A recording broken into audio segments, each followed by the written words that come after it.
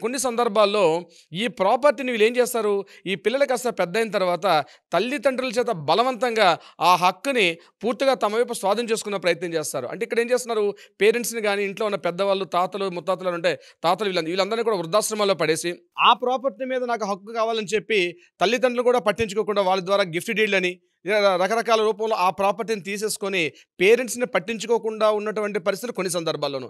ఇలా 2 రకాలుగా ఉంటాయి ఈ యొక్క ప్రాపర్టీస్‌ని. రీసెంట్‌గా మధ్యప్రదేశ్ భోపాల్‌లో జరిగిన దుర్ఘటన అయితే మరీ దారుణం.